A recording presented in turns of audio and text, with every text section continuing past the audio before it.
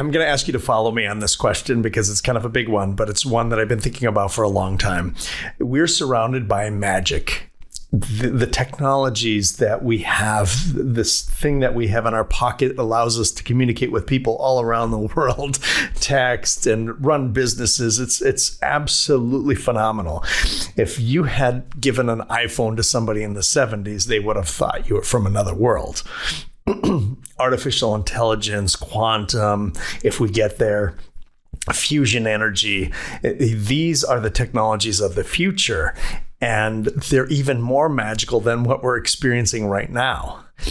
And I believe that surrounded by all these magical tools and technologies that we don't truly understand, the world becomes really difficult to understand. And as a result, faith becomes more important. At least that's my hypothesis. So I do have a question here.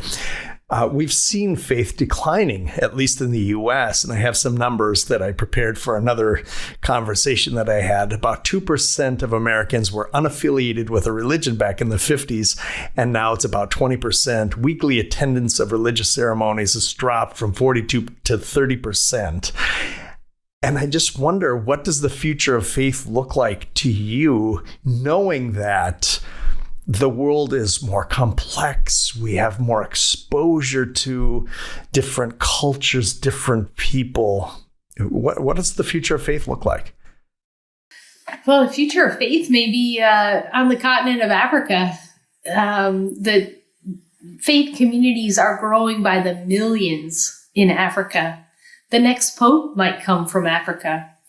In Nigeria alone, the Roman Catholic Church is just growing 4 or 5 million converts a year. We may be getting missionaries back, from Africa now to the United States. That's fascinating.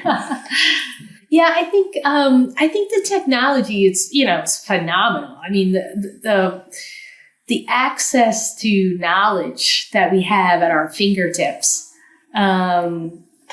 is truly incredible, and what a great opportunity for everybody that has that access to learn so much.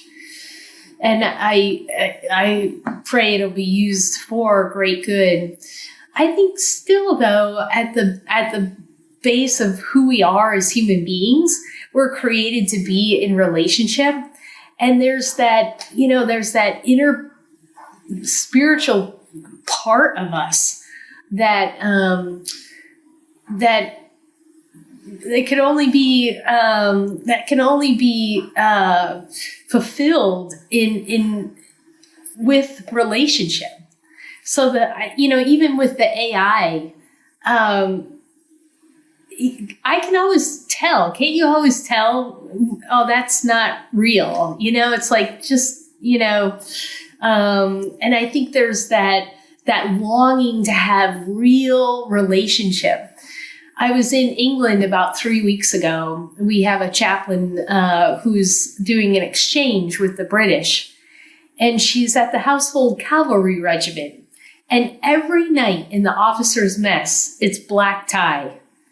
And so I brought my dress mess, and they were in their mess kits or black tie, and they had pre-dinner conversation around the fireplace, and then we moved in for dinner, had our dinner, and then back to the fire, to the hearth for some post-dinner conversation. And, I think we've lost a lot of that in our U.S. military because we just keep working. We just work.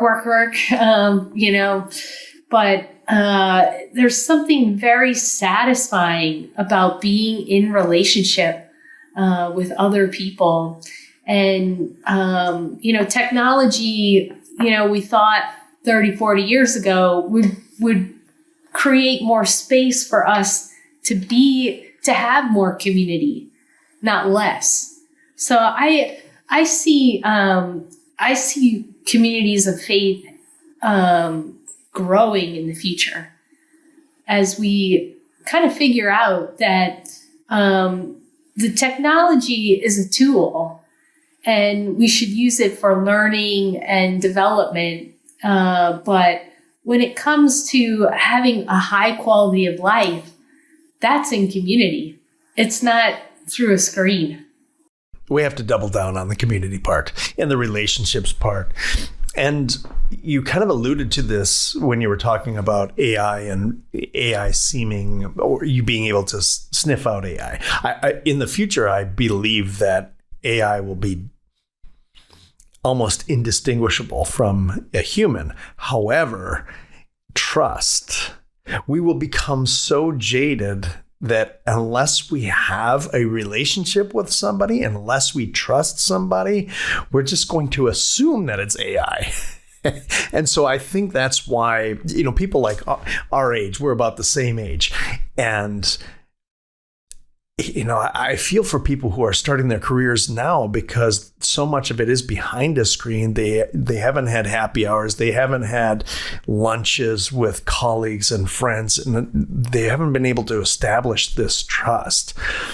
And I think we do need to double down on these face-to-face connections, coffees, lunches, just sitting down and having a beer. I think that's so important to the future. Even having community gardens.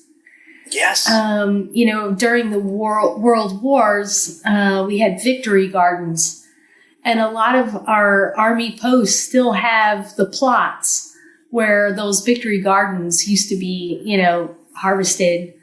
And there was a report that came out in RAND a year or so ago about food insecurity for our non-commissioned officers and their families. And I think we need to get the gardens up and going again, because I think it would bring the communities together. It could be multi-generational. It's very therapeutic. So it's those, I think we'll see some of that back to the basics, where we find that, again, technology is a tool, but to have a sweetness of life, it's to be together in community. We don't have to have bigger, faster, whatever. Sometimes slowing it down and planting a garden in our community and spending an evening visiting and conversation is much better than, watching the 500th movie, or whatever.